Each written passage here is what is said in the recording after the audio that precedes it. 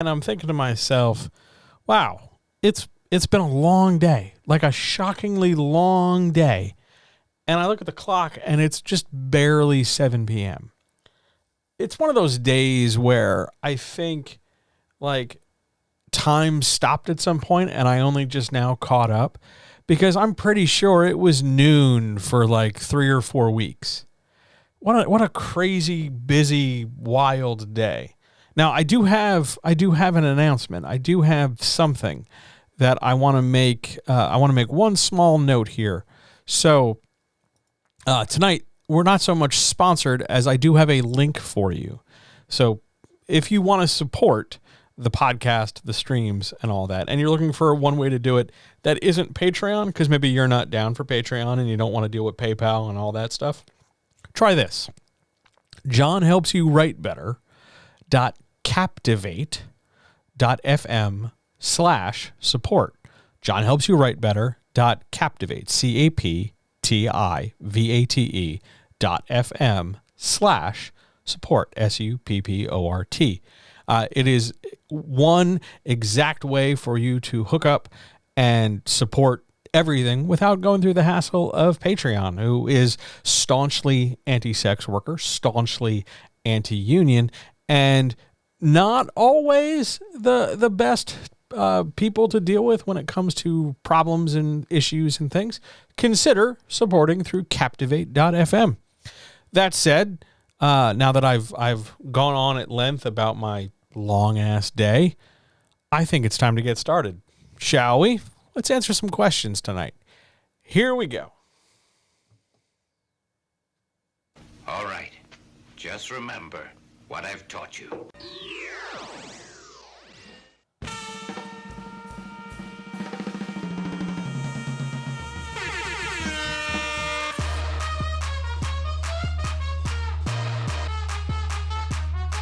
What the fuck is that?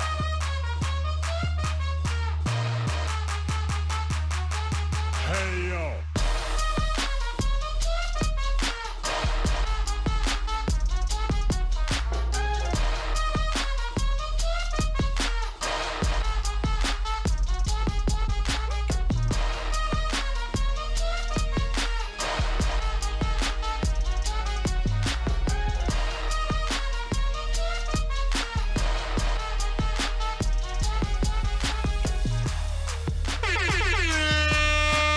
Let's go while we're young.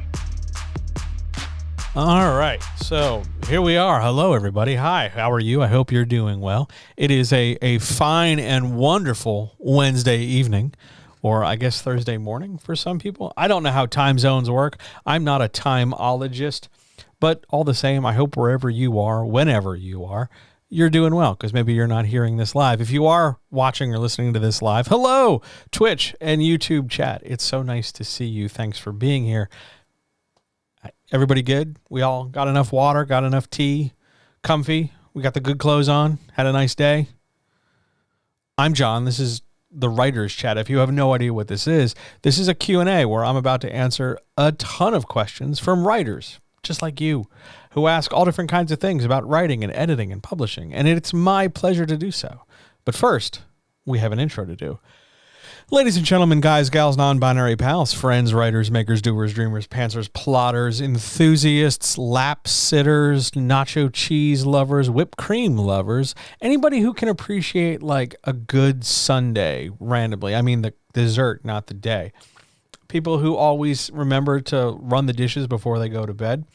People who have a great time remembering where they put their keys. Anybody who's been outside, taken a deep breath and said, yeah, it's not going to be too bad a day. Sandwich enthusiasts, toast enthusiasts, anybody who can appreciate not cheating at a video game.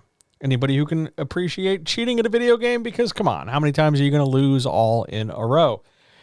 YouTube enthusiasts, channel surfers, cookie monsters, people in t-shirts, people in pajamas, people all over the place, anybody who's ever been near a sailboat, and most importantly, the comrades. Hi, welcome.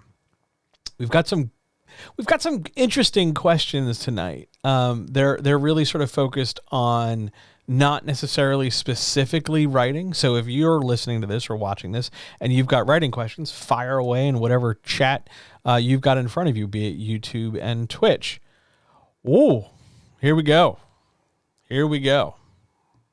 Question number 1. What can I do when somebody or someone's left me a bad review? Well, you've got some options here. 1, you could do nothing.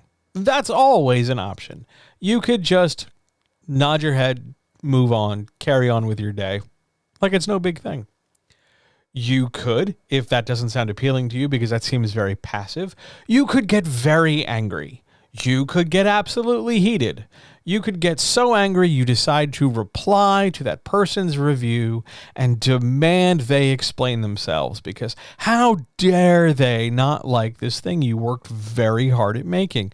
How dare they're an idiot, they're wrong, you demand a full explanation. You should ask to speak to their manager, in fact. What's a third option? You could do the same thing and reply to them, only instead of being an absolute flaming monster, you could ask, hey, what didn't you like? What did I do that didn't work for you? What would you have liked to seen that isn't just, hey, if I were writing the book, I'd do it differently? You can ask a sincere question. Maybe that'll make a difference. Other thing you can do, you can, block them from whatever platform they're leaving the review on so that you never have to engage with them again. You have quite a few options. Not all of them are going to be as productive or soothing as others, but you have options. You know what option you don't have? You can't sue someone.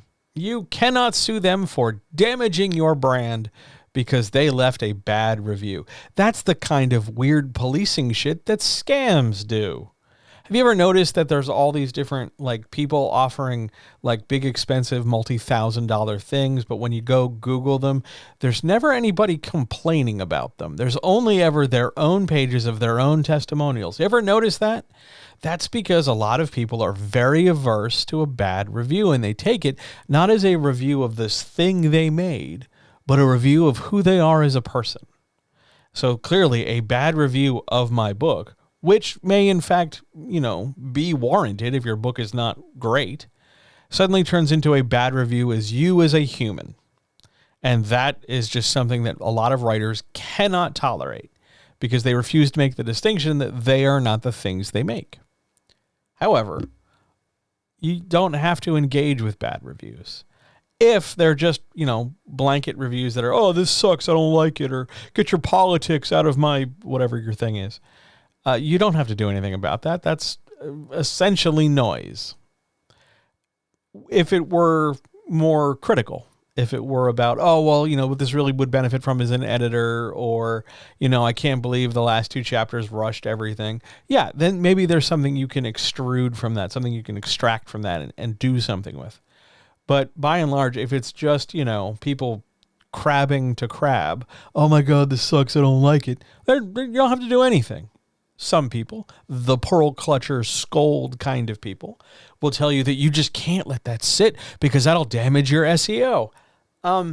It doesn't really matter if it damages your SEO or not, because SEO is mutable. Algorithms change all the time, and we have very, very little control over any part of them.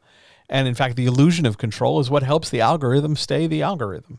So you don't have to engage with a bad review. And if you're worried that all you're getting are bad reviews over and over and over again, maybe it's time to think that, one person's just cranky, 2 people, maybe they're a brigade, but when everybody's doing it, maybe there is something to it. Maybe it is time to stop and take a look at yourself and be objective rather than, subjective, and treat yourself to the better quality you're capable of.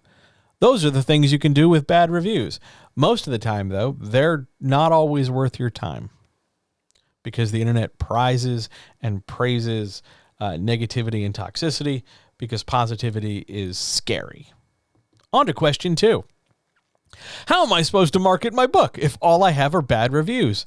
Well, you have some options. 1, you can market them. You can market the book independent of the reviews. Just pretend like the reviews aren't there and market as per usual. It's a totally valid, cromulent strategy. You can do that.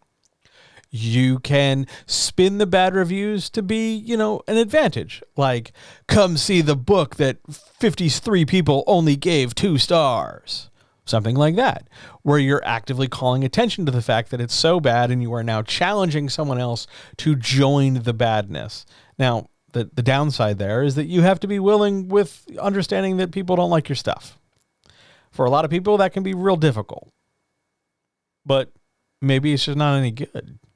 It is possible that you wrote a thing that warrants its bad reviews. You could have written poorly. It could have needed more work, but maybe you rushed. Maybe you raced ahead because you just had to be published. Who knows? I don't know. But if all you have are bad reviews, your fundamental choice is, do I engage with these reviews? Do I do something with them? Or do I ignore them? But don't think that just because you got a bad review, let's say you only have 3 reviews, 2 are just kind of a couple stars and piffle, and the third one's actually substantively bad. You don't have to engage with them. You can just say, hey, check out my book, independent of its reviews. Just don't mention them.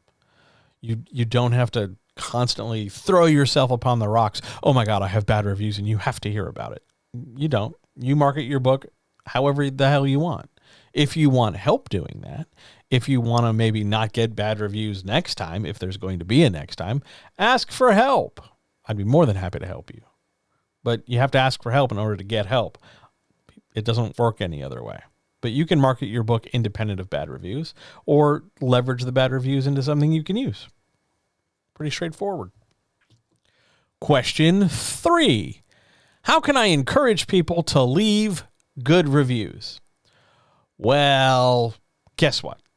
You have options. But also, I want to call out your language here, because encourage people is often the softer way of saying make people. How can I make people leave good reviews? And the reality is you can't make people leave good reviews. You can, at best, encourage it by having something that is worth good review and worth their time. Now, way back in the day, you used to be able to bribe people. I mean, you still can, only the algorithm now doesn't like it so much. But you could have incentivized good reviews. Hey, leave a review and I'll send you a thing. There are still some areas and arenas of creativity where if you get a review, if you leave a positive review, you will get some kind of benefit or promotional thing from the person you are leaving the review for. It's not so common so much in books. But you can encourage good reviews because you created a good product.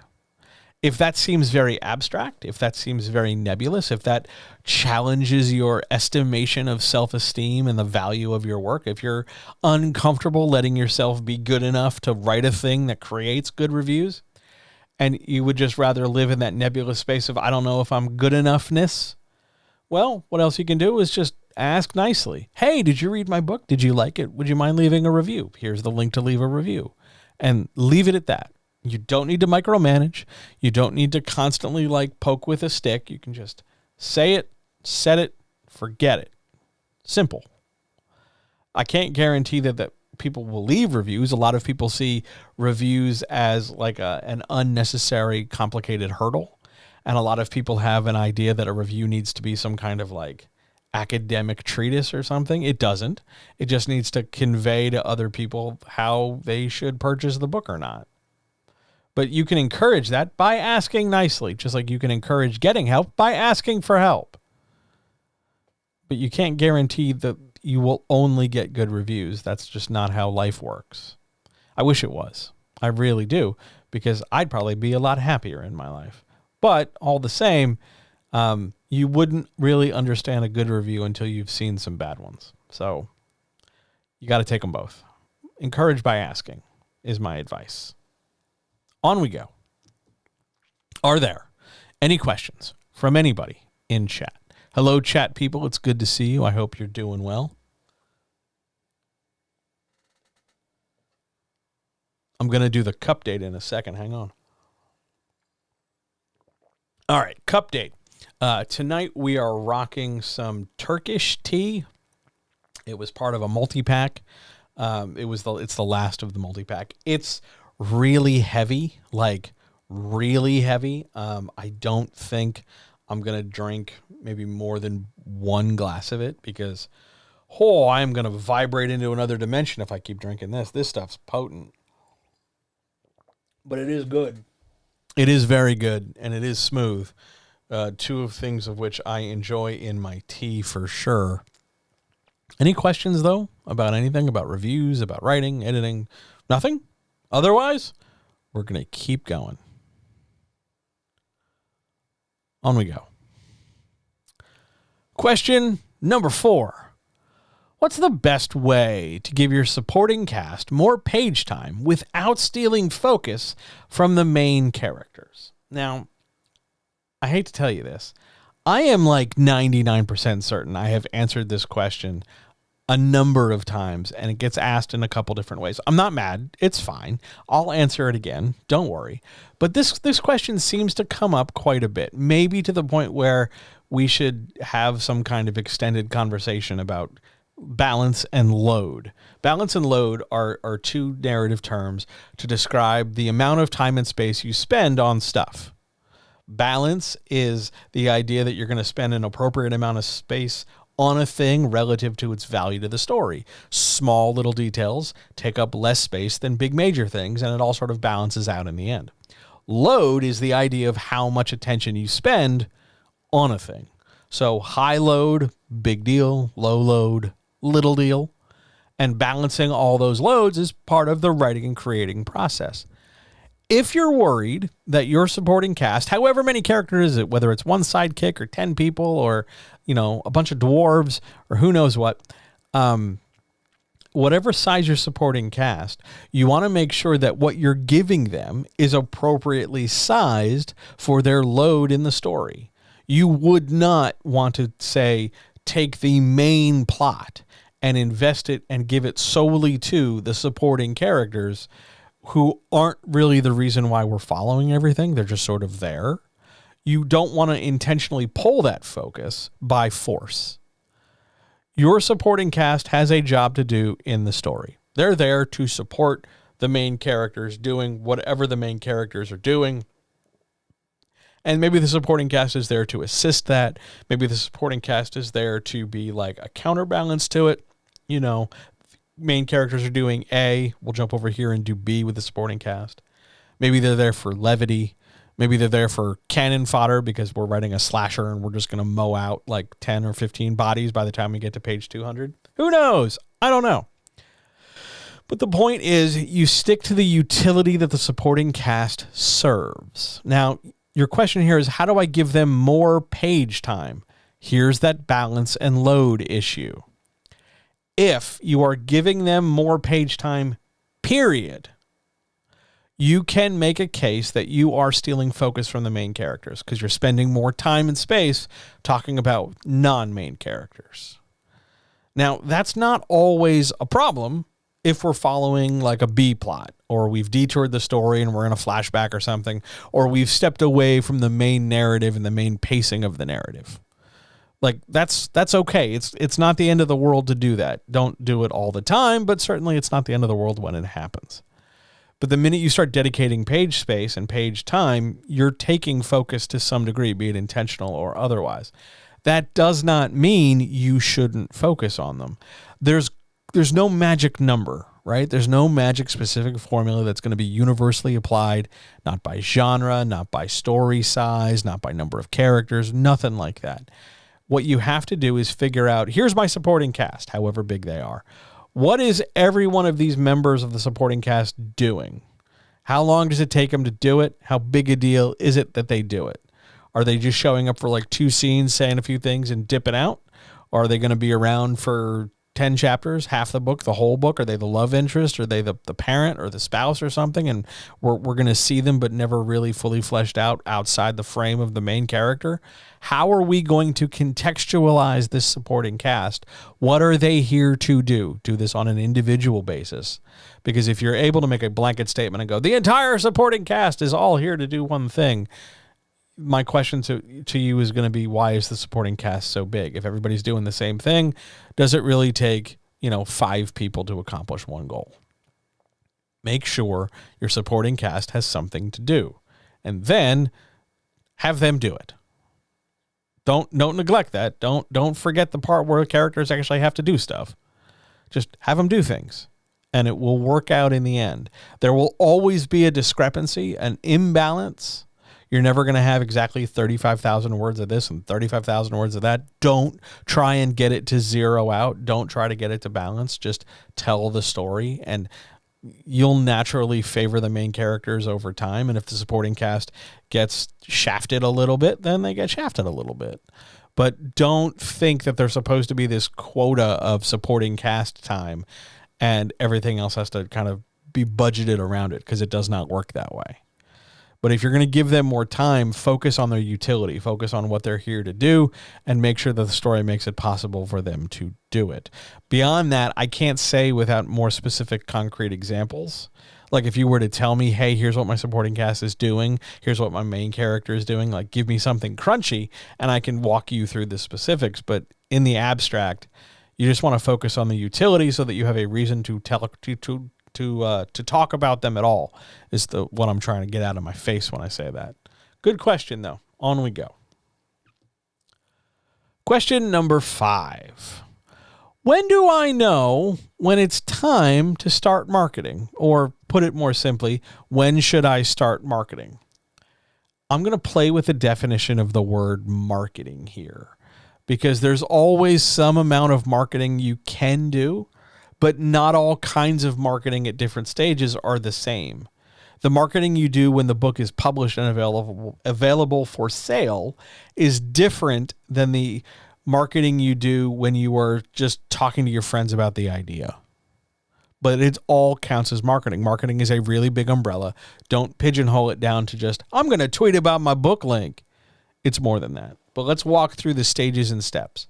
This is by no means hyper-conclusive. This is just me thinking off the top of my head. You can start marketing as soon as you start shaping the idea for the story, because that initial surge of, oh my God, you guys, I had this great idea for a story. I'm so excited to start it. Here's the basic gist. That's a kind of marketing. You're getting some groundswell word of mouth attention, whether you're telling one person, 5 people, your Discord community, 5 Facebook friends, your partner, the randos at work, whomever. You're still trying to get some kind of positive response from them. That counts as marketing. Maybe you want them to also, come back later and ask you, hey, how it's going or whatever. But by and large, you started the ball rolling by talking about your idea excitedly. That's some marketing. As your effort develops, as you move through outlining, as you get into drafting, as you start beating your head against a rock trying to make the first draft happen, all that stuff, you can still do marketing. You can still update the people. You can still tell more people about things. You're not letting some cat out of some bag that it's not supposed to escape from. You're not harming anything by saying like, oh man, wrote another 2,000 words today, but I feel like I pulled them all through my ears. I'm exhausted. That's just as much marketing as anything else, because you're keeping people abreast and informed as to what's happening, while also doing it in an encouraging, positive, let's get conversation, let's get interest activated kind of way. You could even turn it negative and go, oh my God, this XYZ trend sucks. I can't believe I was ever considering it. And then you turn it into an open-ended question like, what was the last trend you regretted getting involved in? Something like that. That's during the drafting process. During the critique, during the revision process, you can do the same amount of marketing, only now instead of talking about how the book is going in the writing process, now you can talk about what your plans are going forward. You pivot talking about the future rather than the present over time. Oh man, I'm super getting pumped to publish this thing. I got to start thinking about a cover. What do you think makes a good cover? And you start engendering a conversation with all the people you want to talk to. Then you publish and produce the book, whether we're querying it traditionally. I don't know why you would, but let's just hypothetically say that's what you want to do, or whether you are publishing it yourself. You get to talk about the book. Hey, my book will be out in a month, 2 months, 6 months, a year, 2 years, whatever. You can get it. You can sign up for the pre-sale right here.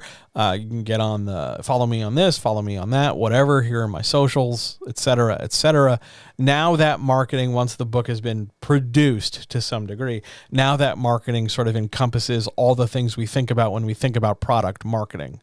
We start talking about future sales and reservations and ancillary pieces of material. Hey, check out this ad and go look at this video and click this link and do this. And here's a playlist, et cetera, et cetera, et cetera. All that stuff is just as much marketing as go way back at the beginning when you were talking to your friends about, oh man, you guys, I got this great idea. It's just not necessarily always the same thing. If you were to do some of those later steps in marketing early, like if you were to drop a playlist to the first 5 people because, oh man, you guys, I just got this great idea. Here's a playlist to get hype. You can still get something out of that. That's not bad or wrong.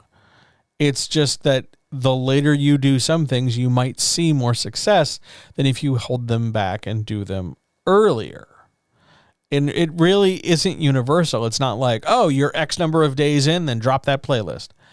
Everybody does it differently. Some people start with that. Some people never talk about it, whatever. It's going to be a different process for everybody. It's going to be a different route for every author from author to author, but also from book to book. Part of the frustrating but exciting part in publishing is learning how this book, this particular one, single one, is what you need to deal with and work with and come to understand when it comes to marketing. But you can market to some degree at any time. It's just not always going to look like the kind of marketing you think about when you talk about marketing. It's a great question. Thank you so much for it. On we go. Question number 6. Why is nostalgia so popular? Okay. We are going to have a conversation about, one of my least favorite things in existence, capitalism.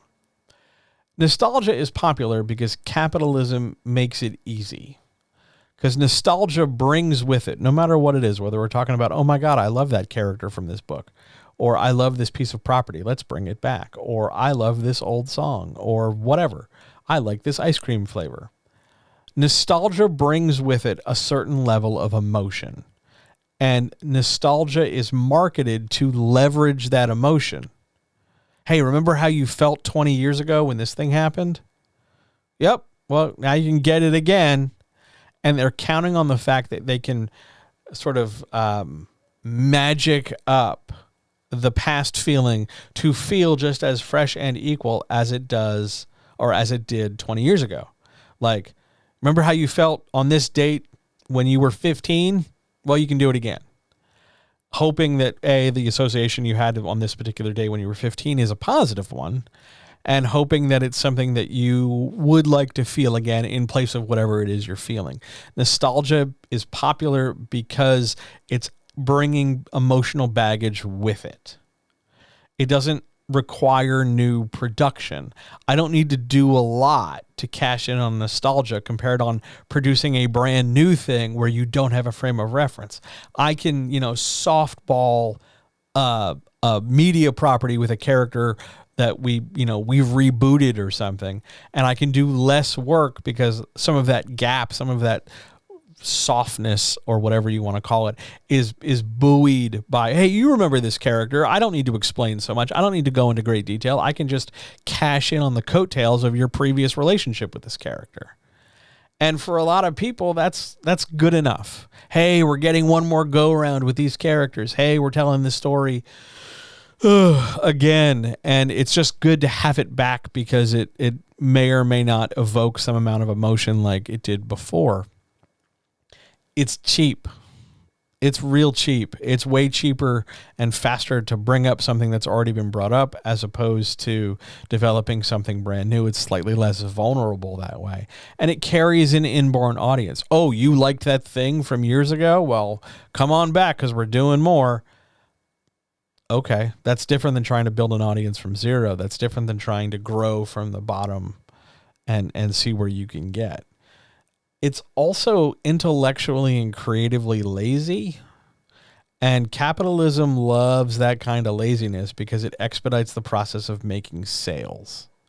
If I can just do the same thing over and over, and then after a while take a break, come back and say, I'm doing it again like I did before, but do the same thing and not change anything, not expend any extra effort, then it's just nostalgia.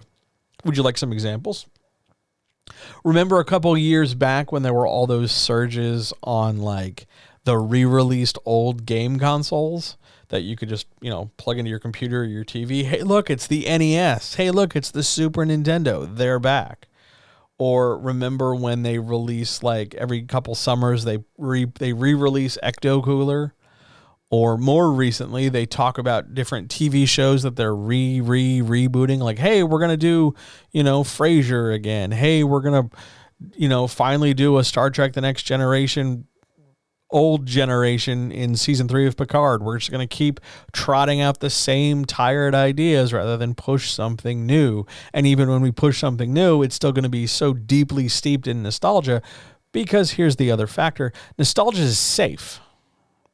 If I can bring up, Luke Skywalker and CG his face a little bit and have him just kind of look like he used to look in that other movie I liked, then I can, play within the boundaries of what we already expect and what we already know, and I never have to really stretch to tell a better story. Nostalgia is lazy. It's not terribly creatively fertile because it requires pre-existing information. Here's the wrinkle. When you take the pre-existing information as a base, hey, it's the Transformers, and then you decide, oh, no, we're going to do something entirely different.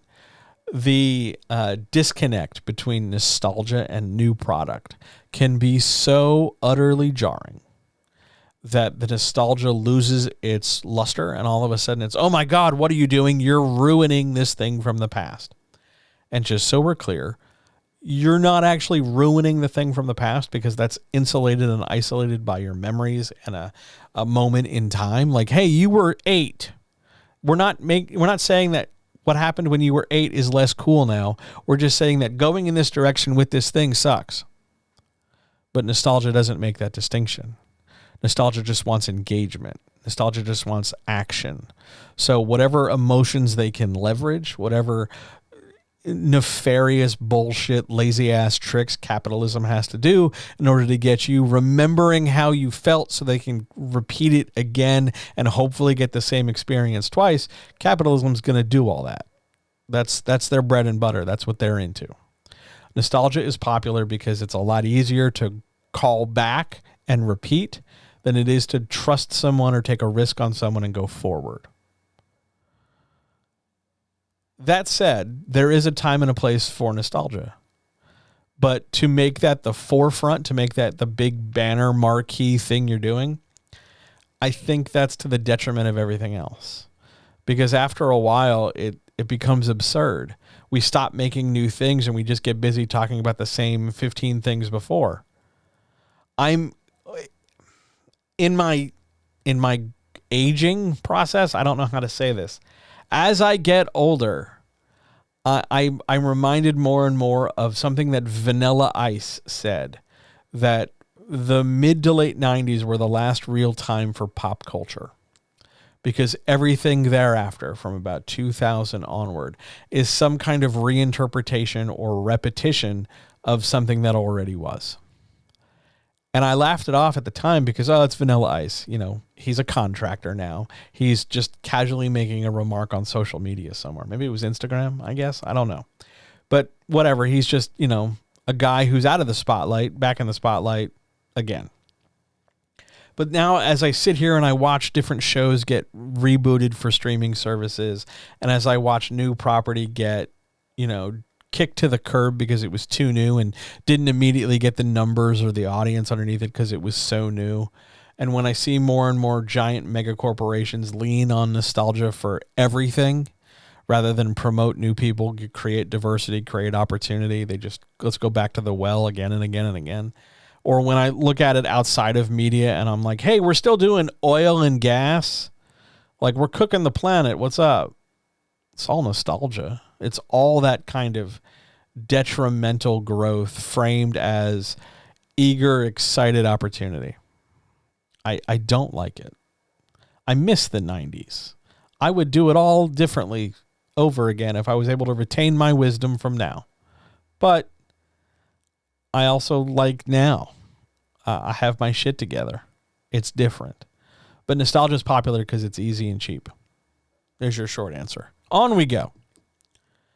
Are there any questions? I see more people came in. Hello, everybody. Hi, how are you? I hope you're doing well. Are there any questions from people in chat? While I drink more of this tea that may or may not be jet fuel, I don't entirely know.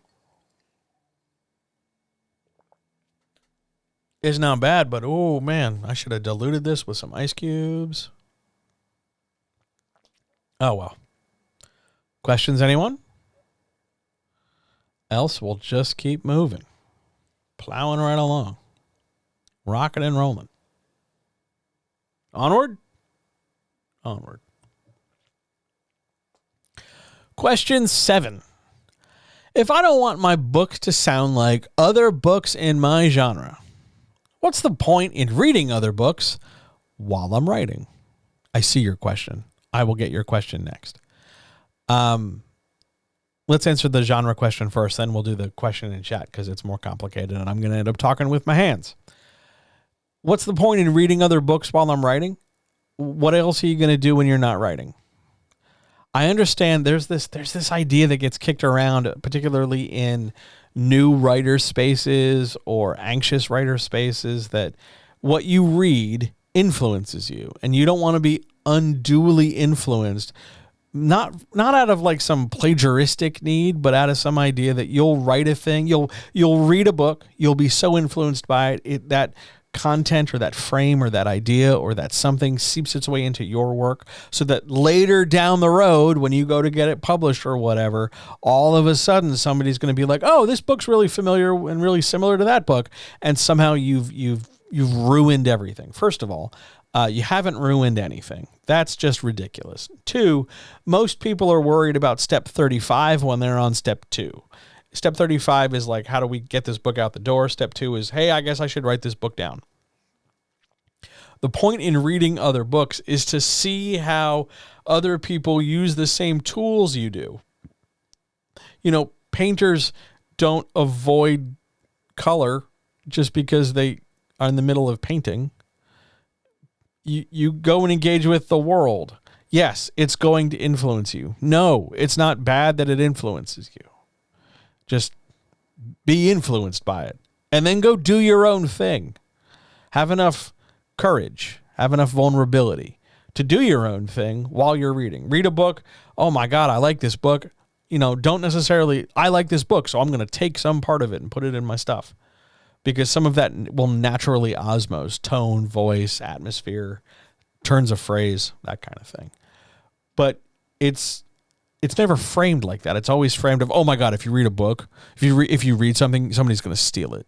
Like, it's going to show up there and ruin everything. And like, that's one, it's anecdotal information, so it doesn't really have any bearing. And 2, it doesn't really work like that.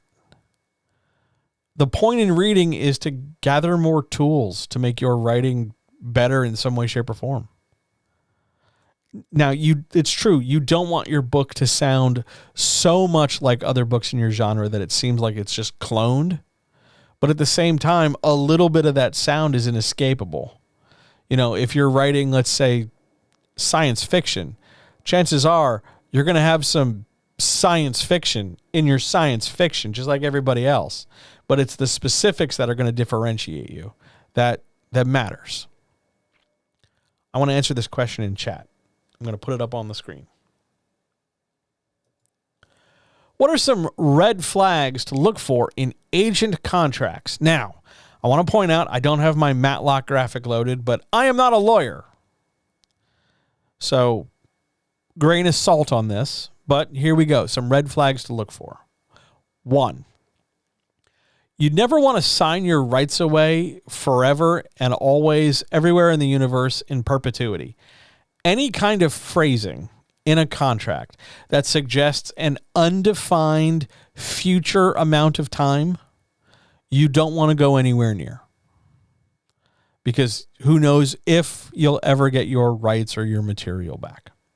2, you never want to sign anything that eliminates options for production. So any clauses that eliminate or remove the ability to produce follow-up media or ancillary media, like if you're producing a book, you don't want to give up, you don't want to sign a thing that eliminates your ability to produce an audio version, or licensing for role-playing games, or merch or something. You never want to look at, never sign a thing that eliminates the ability to produce supporting material. 3rd, never, ever, ever, ever, ever, ever, ever sign a contract that does not specify very clearly how you're getting paid and when. If the money is just kind of like, we'll figure it out later. Well, you know what else you can do? I'll sign this later. You don't want to have that be in the dark. Like, it's more important that you know how you're getting paid, when you're getting paid, how much you're getting paid, etc. And contracts that don't discuss money or division or anything like that generally are the contracts that are thrown out hastily in front of somebody when the agent, the pimp, is counting on the idea that, this person just wants to be repped. Like, oh my God, I'm making their dreams come true. I'll throw any kind of bullshit at them and they'll absolutely sign it because, oh my God, they just want to be repped. It's how writers get taken advantage of. Next thing. You want to look at your agent contract to make sure that there isn't a sliding scale for how much they take off the top. There are contracts, there are pimps out there who, have a setup where, in the first book, I only take, I'm going to make numbers up, 7%. But that second book, 10, fifth book, 12, et cetera, et cetera, et cetera. So now they're going to frame it as, but by the time you get that deep into things, you're making more money. So it all works out in the end. It never works out. These people are exploiting you. If you're going to get hosed like this, if you're going to get taken advantage of like this, you should know what you're signing. Next thing, last thing. You want to make sure that the rights have an ability to revert to you, and that the terms and conditions for how that happens are very hyper, super crystal clear, and that you are not, in fact, signing over your material to some nebulous authority strictly from the pimp or from the pimp's agency. You don't want to be like, hey, I'll sign this contract so you can rep me, but later find out that you basically sold the material to the agency and that you have no ability to get that back, to re-release it, to edit it, to continue it, etc. Really what you're looking for here are opportunities for growth and clarity and transparency. Those are the things you're going to look for. And of course, if you don't like a thing, say something. Now, maybe that will require or warrant bringing in a legal professional, because I am not a lawyer, but bringing in a legal professional who can, throw some Latin around or do something to give give your request or demand some weight. But there's also nothing wrong with you saying like, hey, I don't understand this term. What the hell is this? I'm not signing it without knowing what I'm signing. You are allowed, and you should advocate for yourself in these situations. You should get help as well, but you should also advocate for yourself. Those are the immediate red flags I can think of outside of specifics. Giving away your money, giving away your rights, eliminating opportunity, signing things without really getting a sense of who's doing what, when, and where. All huge major problems. I know there are so many writers who are like hyper mega eager for representation because I guess they think it'll put them on like easy street. Like all of a sudden, oh man, I'll get repped, and then that rep will do all the work, whatever that work is, phone call and emails. They'll do all this work and then I'll just get some money. And every time that comes up, I just think about how little these people understand about the process that they swear is very important to them. Like, It doesn't work the way they think it does. There are way more steps, way more moving parts, way more conditional things, and their avoidance or ignorance of it does not make it more palatable when they have to come crashing down to earth and discover that, yeah, you'll get, $10,000, but it's going to come in 4 irregular sized chunks spaced out over 2 years, and it will never really be enough. Be very prudent with your contracts. It's absolutely something you should ask for help. Absolutely get a pro. It makes a huge difference. Great question. Love it so much. And yes, jet fuel. Oh, jet fuel is really helping me carry through the day. It's been a day. Had some really, really great parts, especially like in the hour or so right before chat has just been phenomenal. But by and large, jet fuel all the way tonight. On we go to question 8. Question 8. What are two... Hang on, I want to make sure I'm reading this right. What are 2 things more writers need to focus on in the first 3 chapters of their books? I feel like I should have worded that question better, but I just pasted it out of the email. All right, so 2 things that you need to be aware of in your first 3 chapters. Okay, here we go. 1. This one's a little abstract. Stick with me on it. Whatever you do, whatever kind of scene you have, be it dialogue or an action beat or investigation or discovery or revelation or horror or suspense or tension or whatever the hell kind of scene it is, dream sequence, flashback, whatever, no matter what it is, no matter what it's about, no matter who's in it, no matter how long it is, the first thing that chapter is doing is teaching the reader how to engage with your work. That chapter is showing the reader, hey, this is how the writer puts words together. This is how they describe things. This is how the dialogue is going to flow. This is how things are going to be experienced and expressed. And that's the ground floor for reader engagement. Teaching the reader how to parse the material and picture it as a movie in their brain comes not from these specific events of, oh man, in the first 5 pages, somebody hides in a fridge from a nuclear blast. It comes in from the fact that how it's written, no matter what it is, makes an impact. Oh, look at these, this combination of long and short sentences and the fact that the dialogue is real zippy. All of a sudden, we really feel like we're sucked into the world. Look at all this detail about the nature of the kingdom. That's so cool. And that helps teach the reader what to expect, what to look for, and how to engage with it. So that's a huge thing you need to focus on. Not so much what the scene is or anything, but just how that scene is coming across to the reader really, really super matters. Second thing, though, you want to be really clear that if you're opening with an action beat, eventually, usually within somewhere in the first 3 chapters, that action beat's going to end. And there's going to be some kind of lurch or gap or stall or moment of stutter where we transition out of the intensity of an action beat into something that is less urgent and motile. It's just going to slow down all of a sudden. And let's think of a really hyperbolic example. In most bullshit boomer procedurals, there's an opening action beat, particularly in all the copaganda. All cops are bastards. In the copaganda, like boomer shows, where like we've got some guys running in with guns and no trigger discipline, and they're running after like usually a minority, and they're going to threaten them and hold them at gunpoint, et cetera, et cetera, et cetera. And then this action beat wraps up, somebody quips, then they go to like the title credit sequence, and then they immediately open where people are walking into like a precinct or a bullpen or some kind of like office-y space where they get assigned their next case.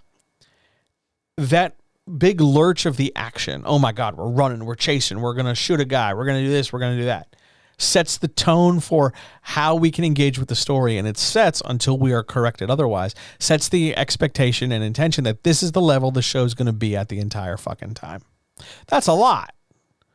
It's also a complete piece of bullshit, because the minute we stop this, the minute we catch our crook, the minute we quip and go to titles and credits, we immediately slam the brakes on, and then all of a sudden have to back in the bullpen, back at the home base, back at the precinct, back at the bat cave, back at wherever we are, start the new episode.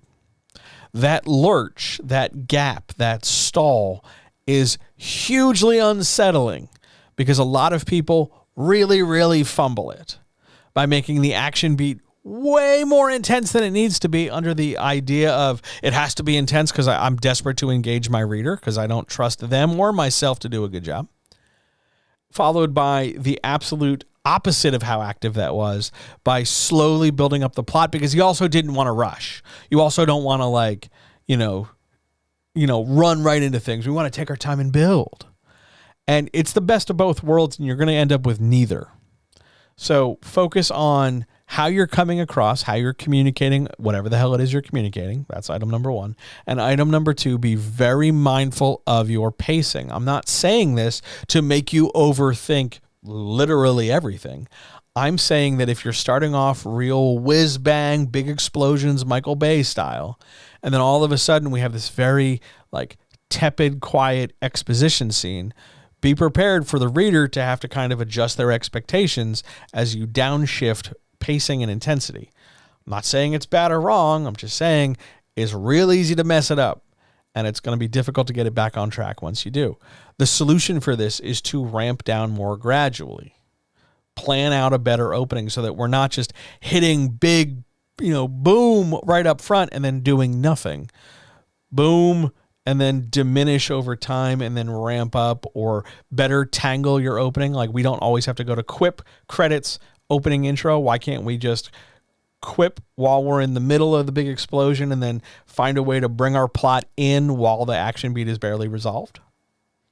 That's an option. Why not do that?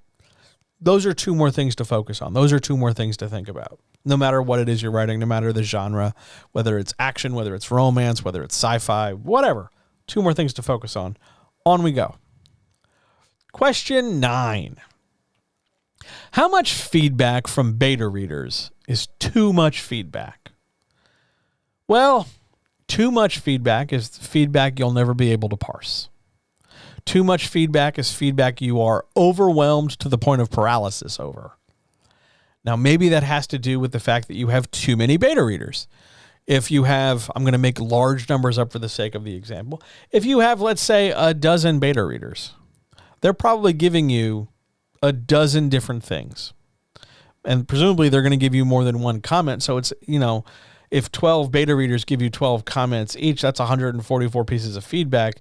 That can be a lot. If it's 12 things per chapter and you've got 30 chapters, we are exponentially growing very quickly, and it can easily get overwhelming. There's no magic number of beta readers. I'm going to tell you, though, that your beta reader number should be pretty low, and certainly much lower than you're probably thinking, because few beta readers are just as viable as many beta readers, because after a while, you're going to start to see in the distribution of their commentary a lot of common ground. Yes, everybody hates Chapter 10, Ted. Nobody likes this character. Everybody thinks the dog is great. You're going to see a lot of common ground, and that's fine. It's to be expected. But to have this idea that multiple beta readers are needed for reasons, whatever those reasons might be, I don't know. That's how you win publishing, whatever. You don't need that many. Now, in terms of feedback, when the quantity of feedback is a little unrestrained, like they've opened up this fire hose and they're just deluging you in here's a thing and here's a thing and here's a thing and here's a thing, it's because you failed to give them some boundaries. You want to be able to, your beta readers are there to serve a purpose, right? That's why we're paying them. It's a job, right? This isn't just, hey, read this and let me know what you think, because that's sort of like asking your mom if you look nice today and she'll just go, you look fine, and then walk away. It's of no help whatsoever, but it feels like we've accomplished something. Beta readers do better when they know what it is that's expected of them.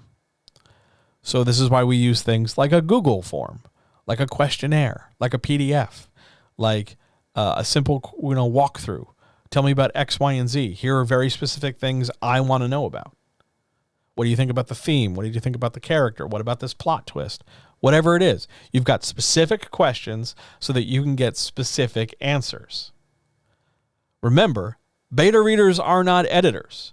So using them or suggesting or leaving it to them to do your bullshit copy is lazy and bad, because a lot of beta readers are terrible editors who are applying at best a remedial to parochial level of grammar and calling that editing.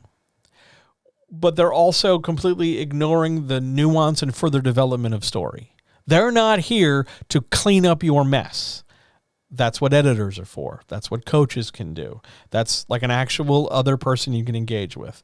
A beta reader's job is to read the thing before the regular general consumer does and give specific answers to questions as a way of sort of indicating for future use how a regular consumer might engage with something.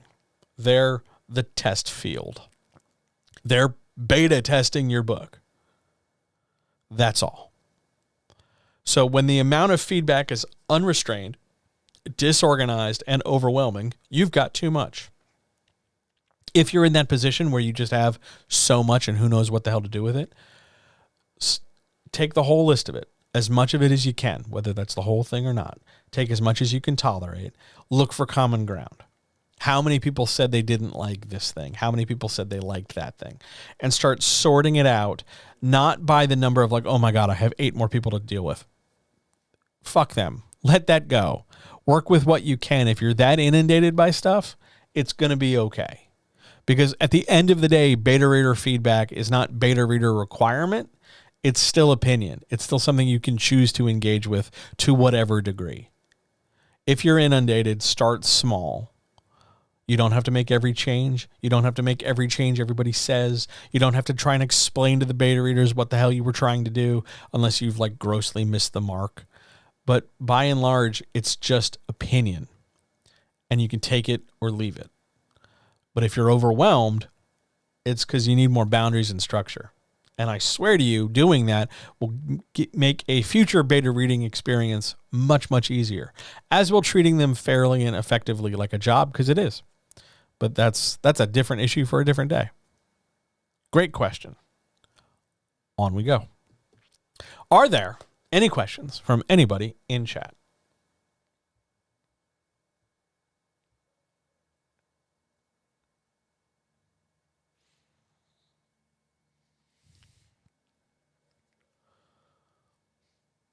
Flying right along. Totally fine, by the way. Always happy to. Just happy to be here. Close some of these extra windows because I'm not seeing any other questions. Cool. Shall we go on? Keep moving? Let's. Question 10. When an agent says, "This is so good, but it's not for me," what does that mean? Well, it could mean a couple different things. And I know this is going to be really frustrating because it, on one level, it does mean that they really liked a thing, but it's not for them. But it also means more than that, because that's the nature of dealing with middle people when it comes to engaging stuff. I see your question. I will get to it in a second. So when they say it's not for me, that's the part to clue in on. That means that they feel they can't sell it. That means you've given them something that they don't represent, so they don't have any means to get it out into the world, sell it or distribute it. Or they like it, but they don't even know how to engage with it. They know they liked it, but they don't really know what it is they liked. It is a cop-out. It is a chicken shit way of patting you on the head while also telling you, like, I don't fucking know my job. Because ultimately it's, this is good. Like, oh, you made dinner, it was delicious, but I don't know what the hell I just stuffed in my mouth. Oh, this is so good. Good job. Pat on the head, pat on the head. Keep feeding the system, but it's not for me. I'm going to reject it, but I told you it was good, so that counts. It doesn't count. It sucks. It is one of the least helpful things an agent could say. It would be better to be like, it's not for me, period. But to set everything up with, this is so good, insert emoji or GIFs there as needed, you'll find out just exactly how patronizing and vacuous this statement is. Basically, it means I liked this thing, but I have no ability to sell this thing. So I would be a bad pimp for it. And I need to be a pimp because I insert myself into the business of other people and exploit workers who do things. But I don't know how to do my job here with this thing you've made, but I'm going to tell you that you did a good job. That's what it means. It's applesauce and mayonnaise. Ugh. Now there's a delightful question in chat. How would you create a vignette-based story? Ooh, okay. So without further context, what you'd want to do is figure out whether or not the vignettes in question all have something in common. Now, maybe hopefully they have multiple things in common. Maybe all the vignettes involve the same 5 characters. Maybe all the vignettes involve the same 5 characters and all take place at the local high school. Maybe all the vignettes are all the same sort of thing. All the vignettes are dialogue scenes. There has to be some kind of common ground between all the vignettes because that's how you're going to figure out how to organize them in writing. If you just have disconnected vignettes and they're all different, then it's not really a vignette-based story. It's a story weakened by its vignettes.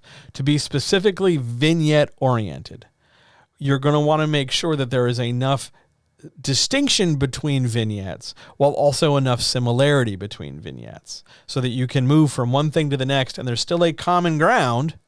All our vignettes are fight scenes. All our vignettes are scenes where different people are telling their mom about their day at work. But there's also enough variation between them beyond just like, oh, well, this one involves Kevin and that one involves Ted and that one involves Sam. Rather than just make distinctions on small, superficial, or cosmetic things, you want to make sure that your distinctions are clear.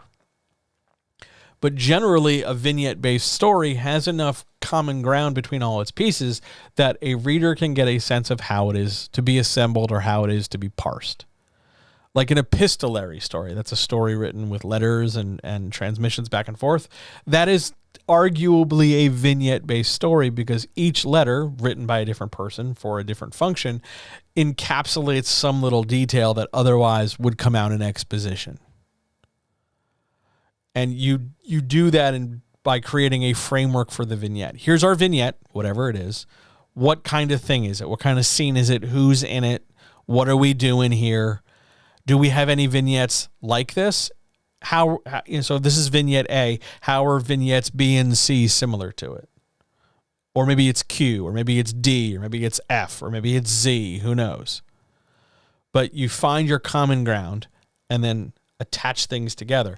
The problem, the downside, the thing to look at when you're writing in vignettes is that you've got common ground between pieces, but no easy way to segue between piece to piece.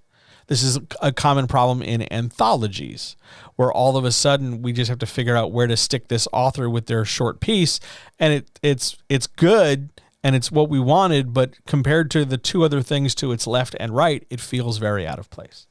Vignette-based stories aren't bad, but they're tricky to manipulate because you need that common ground to have a reason to hold everything together. Otherwise, it's just like partially a story that you didn't know what else to do with, so you just started writing it in little bubbles. If that's the case, then you're not really following vignettes. You're just poorly framing a story. There's a difference there. But again, this is all going to come down to specifics. Like if I had the thing in front of me, I could tell you what it was and give you more specific, concrete answers as to how to do it. But in the larger picture, in the abstract, you are looking for reasons and common ground between all the vignettes. However many you had, whatever they might be. What a nice, great question. Thank you so much for it. Shall we move on? Question 11. What is a silent structure? Now, you've heard of this before. I know you have. You've just never heard it given this name. A silent structure is one of the big things the internet loves and thrives on. A silent structure is the idea that if we're talking about A and B and you don't mention C, that you have like no care at all for C. So if we're talking, if in your story, for instance, you don't talk about, nobody sends like physical mail nobody sends physical mail in your story because your story is about two people marooned on a desert island and there's no post office. Because you don't mention the postal service, because it's just a story of two people marooned on an island, there are going to be some people who argue that a silent structure of your work is that you hate the post office because you didn't put it in your story.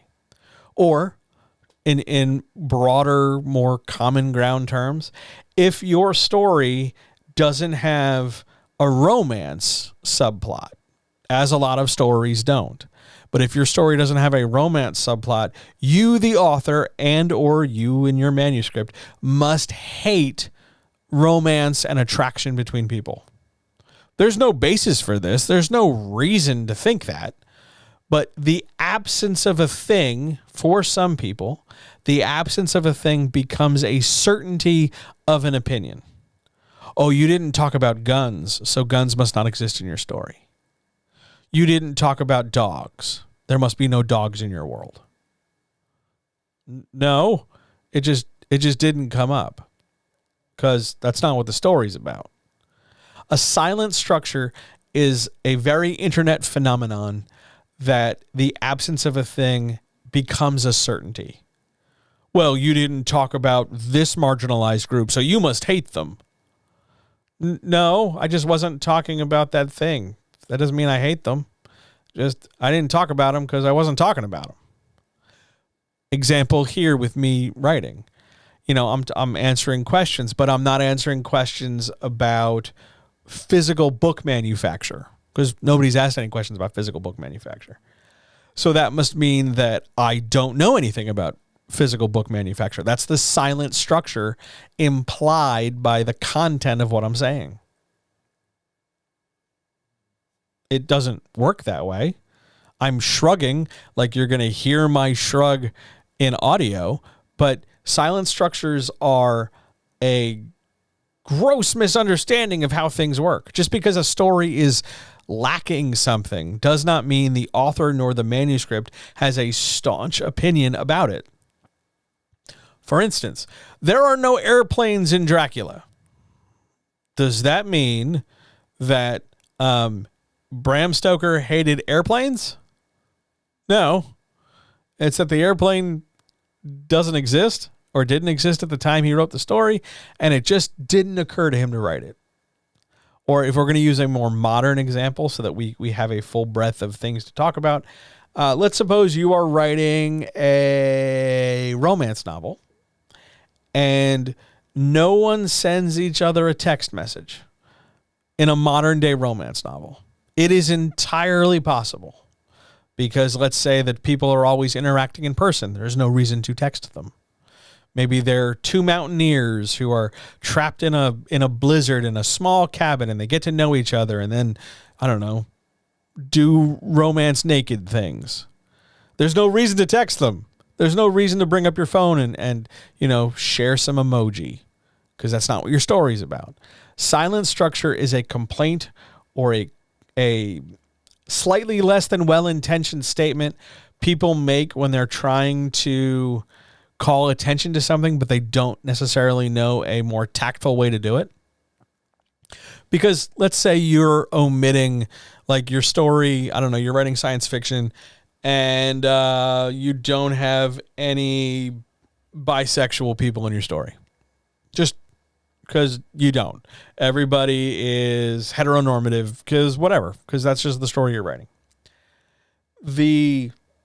Or they're monogamous or whatever. They you know, you're not writing X, so you didn't put X in the story. Rather than ask, hey, what about X? Which would be the better, more effective communication to bring up and have around this idea. Hey, how come your story doesn't have any camels? Is that because you hate dromedaries? No, it's because I didn't think to put any camels in. I didn't write any bi people, not because I think bisexuality is some terrible, you know, blight upon mankind. It's that just didn't think of it when I was writing it. It didn't come up. There's a movement inside a lot of writing spaces and social spaces, especially online, that having that called out, having that brought up is an indicator that you need to put it in your story. I don't know that I always agree with that, because taken to an absurd length, taken farther out in its logical conclusion, you start shoehorning everything and its mother inside your story just to make sure you've covered your bases. And some stories just aren't built to contain that. That's just how some stories are. We can't, for instance, suddenly have texting happen in Frankenstein, or American Psycho goes all to pieces when we don't have corporate culture.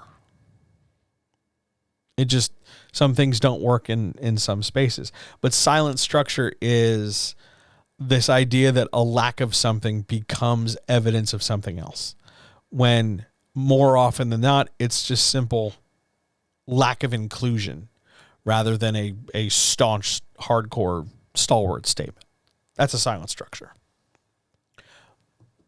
On we go to question 12, but first I'm going to put more jet fuel in my face.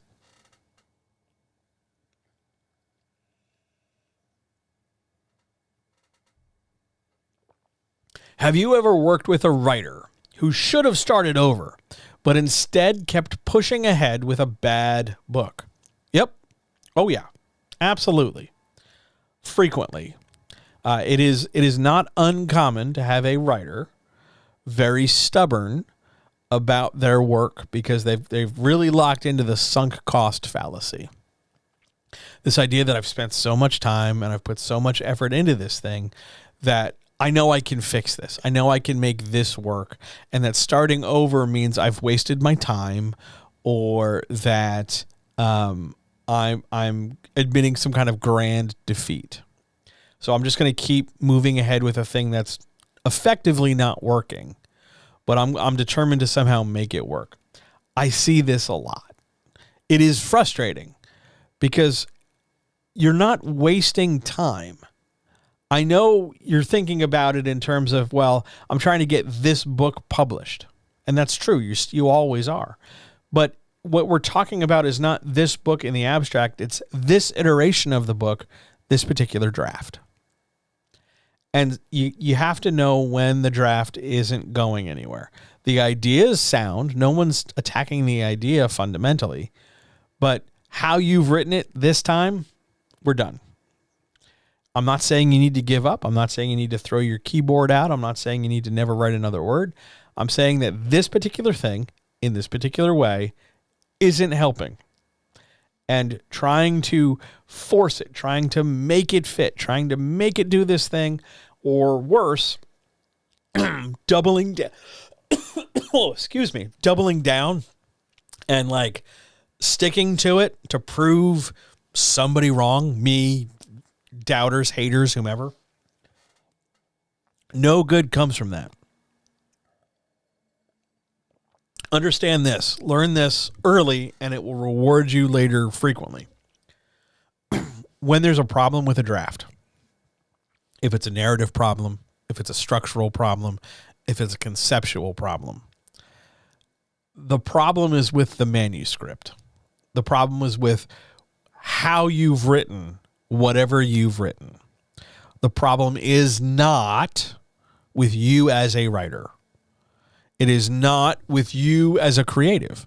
It is just how you have done this thing. And your goal of wanting to do this thing well enough that it goes forward and becomes a product and sells and makes money and launches a career, et cetera, et cetera, et cetera, that's fine. That's great. That's good. I hope your creative endeavors all work out in the long run.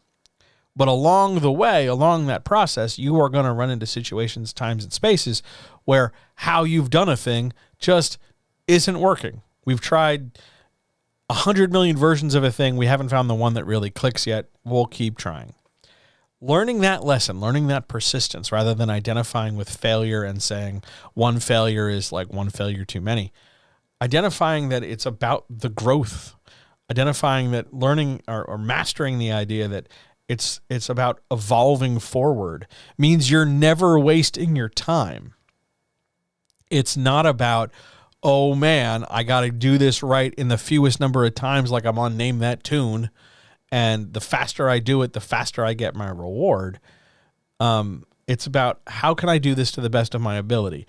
Stubbornness, or trying to maintain an old draft, but then, amp it up in specific spots, is going to come across as messy and disorganized, because the old writing will not necessarily compare or fit in well with the newer, improved craft-based writing, right? Like if you wrote 60,000 words and like took 5 years with no real attention to detail, no real attention to training or craft, and you just wrote as frantically and manically as possible, then all of a sudden you sat down and were like, I'm going to take some classes. I'm going to get some coaching. I'm going to learn some tools and learn how to do this stuff better.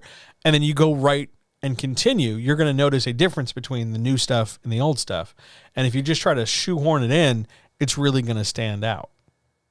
But yes, I've worked with plenty of people who should have started over, because there's nothing wrong with starting over. It feels like a bit of a loss because, oh man, I was so far. Yeah, you were so far with a thing that wasn't working. It wasn't, and it isn't going to spontaneously start working one day. That's not how this works. If we're not talking about books, if we were talking about paintings, statues, photos, anything, if every day you took a photo of a tree and it was a patently bad photo, it's out of focus, the tree's not, set up correctly, there's no staging, there's no light, the light's really bad, the color grading's way off, whatever you want to critique. Or we're carving a statue out of stone, and all of a sudden, you hit the chisel too hard and you chip a critical part. If you kept chipping away big, messy parts, the statue inside the giant block of marble isn't going to suddenly reveal itself. It's not going to fix itself. You're just going to keep compounding your errors. This is why technique matters. This is why trying again isn't the loss that you think it is. Capitalism, our old ancient enemy, is going to tell you that it is, because you're losing time, because you're falling behind, because FOMO, because inadequacy, because reason. None of that is accurate. None of that's true. But it's damn sure pervasive and damn sure persuasive for people who look at it and go, I got to hurry up. I've been doing this too long. It takes as long as it takes. Focus instead on producing the best craft you can, no matter how many times you have to start over, and you will see progress and feel better about it, as opposed to kind of just banging your head against the same thing over and over and over again, hoping that all of a sudden it's just going to start clicking. Give yourself a better base, and you'll see that progress you're looking for. There you go. Let's wrap this thing up with question 13, although I'm going to drink way more tea. I apologize for coughing. Good grief.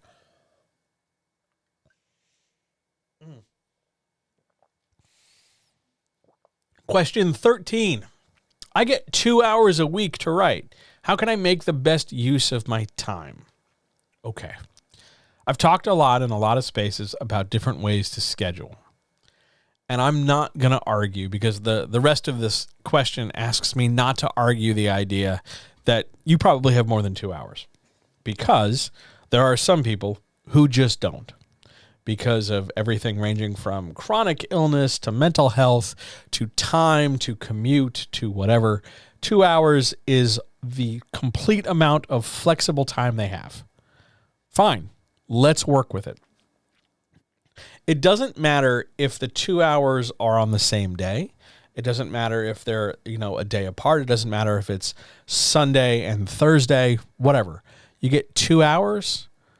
Let's split this up. Let's do an hour of planning and an hour of writing. And in the planning hour, we're going to figure out not so much what we are immediately going to write, because we don't really want to get into a situation where we are only at the current step.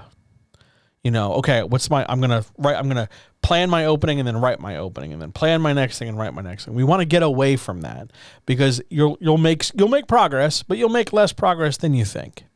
Not necessarily the best strategy there. So what you want to do and what you want to look for are your big blocks of planning time where you're planning more than just the immediate thing in front of you. Start thinking long term. Okay, I'm going to spend an hour and get as far as I can going from the beginning of the book just in. Can I get through can I plot the first act out in an hour? Maybe. I don't know. Maybe you've got a real facility for it. Maybe it won't take that long. Maybe you'll just get through planning a couple scenes. Everybody plans differently. But use your planning time to lay more groundwork than just the immediate.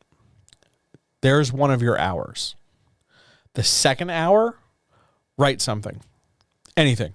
Doesn't have to be in order. Doesn't even have to be any damn good. But use half your time to write and the other half to prepare to write. It's going to make loads of things easier to work with. Absolutely easier to work with.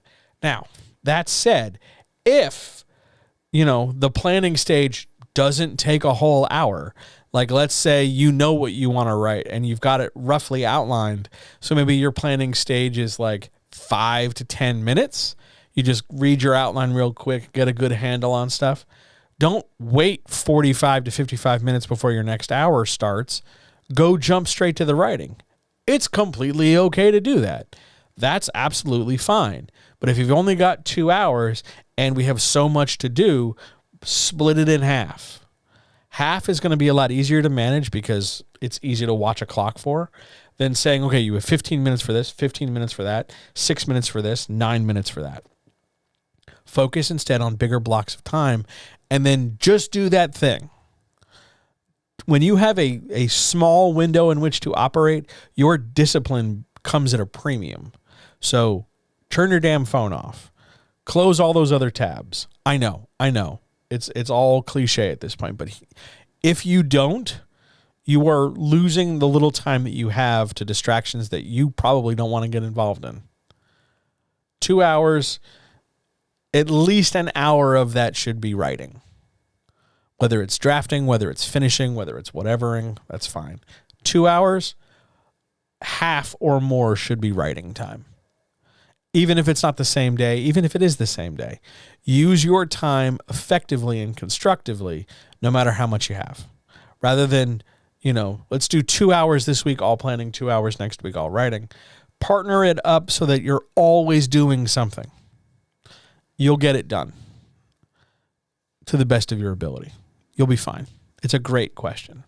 Now, over here, hang on, there is a sub question. So let's throw that up on the screen here. Sub question: what are some good strategies to resurrect something? A manuscript, not like Cthulhu, although Cthulhu Hastur by far should be resurrected. That's been dormant a while that might be salvageable. Okay, first thing we should talk about is the determination and the decision behind might be salvageable. Because that's pretty flexible. If we are salvaging the whole thing, like we're going to bring it up from the depths and continue it, it's been chilling for a while, it's time to finish it, then the first thing to do is bring it up and read it.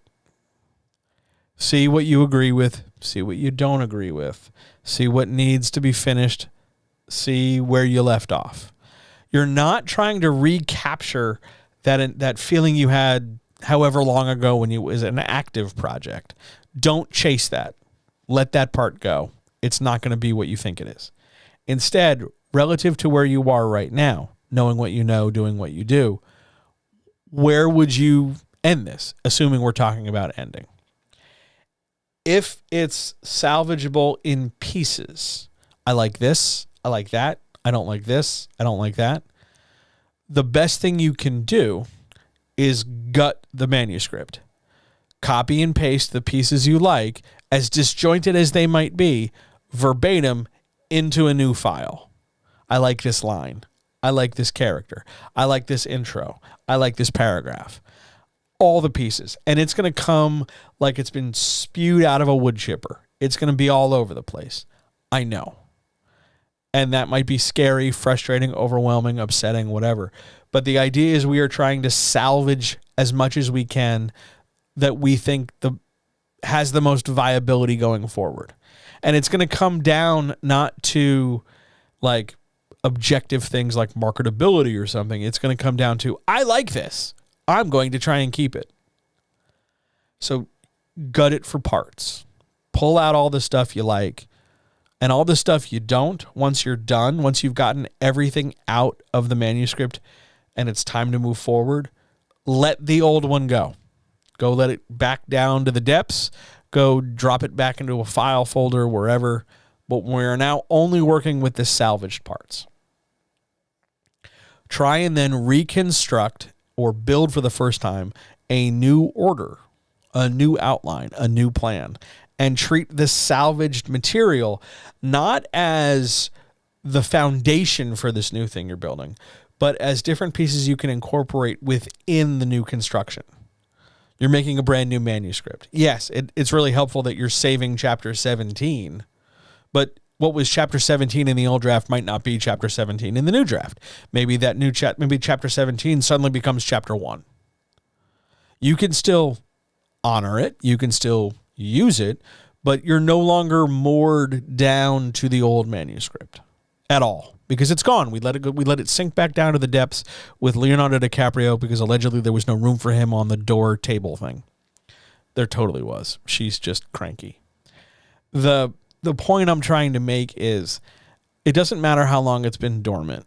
What matters is the decision to salvage it, the criteria you use or the criteria you will use to figure out what you're going to salvage, and then how to incorporate some, because even if you salvage a lot, you're never going to incorporate all of it. It just doesn't work that way usually. How you incorporate the old stuff into the new stuff. And what Swiss cheese you're going to have to patch. And I'm going to tell you right now, here's this, other thing. When you start patching the old stuff into new stuff, you're going to find that it might be easier to rewrite the old stuff and put a new take on it. How do I say this? Don't get bogged down and don't marry the old stuff. It's not carved in stone just because it's from an old draft. It's just one more way you've tried to say a thing. Maybe it'll work. Maybe it won't. Maybe it needs a new coat of paint. Maybe we need to change a few things. Maybe we need to change a lot of things. It's the basis for interpretation. It's a start point. It's a note as opposed to an absolutely seminal, indestructible thing that has to say that certain way. There you go. Speaking of Hastur, how would I approach rebooting Cosmic Horror? I'd make it about people. I would make it about not so much the mythology. I think that's the easy way out. I don't really give a shit about the genealogy of great old ones and greater old ones and great old cousins and all that. I would look more at the existential horror of Cosmic Horror. The idea that there is something bigger than us and greater than us, and it's ruining us and it will destroy us. And all we can do at best is try and just persist.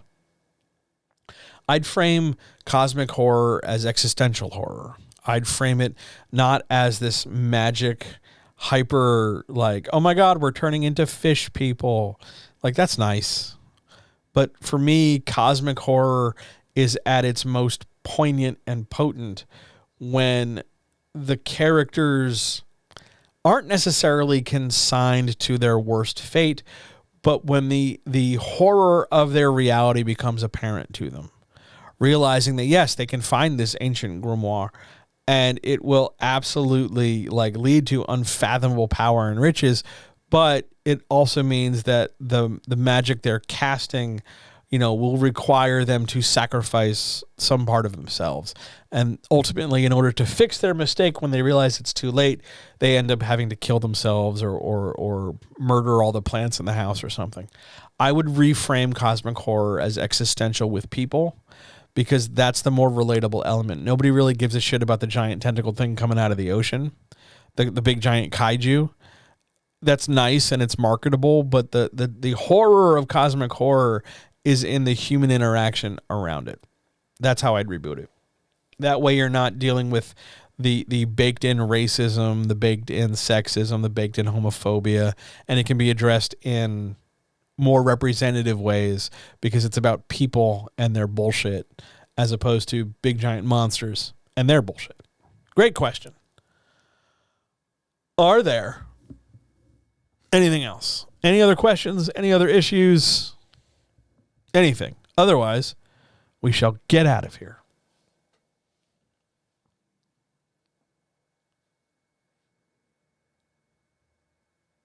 Yes? No? All right. Let's go to the outro. Where's my outro button? There's my outro button.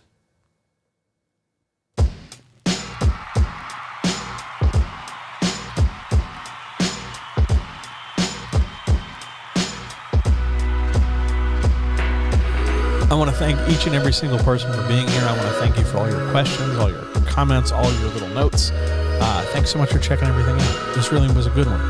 Remember, we have a new link. If you want to support the show and not necessarily through Patreon, you can go to johnhelpsyouwritbetter.captivate.fm/support. I should put it on the end page graphic like this. I will, but it's brand new, so I haven't had a chance to update everything. But yeah, thanks so much for being here. I really appreciate it. All power to all people. Please take care of yourselves. Please keep making new things. Thanks for letting me talk to you for a little bit. It was nice to be in your ears and in your houses. So thanks so much. The next time I will see you, let's see, where's my calendar? The next time I will see you, I'll be right back here for the chat on May the 24th. But it is also very possible that you'll see me earlier for a stream about something. The best place to find out information about that is jump over to johnhelpsyouwritebetter.com. Sign up for the newsletter. You'll get notified when I'm doing all the things everywhere. So until then, take care of yourselves. I love you. I'll talk to you soon. See ya.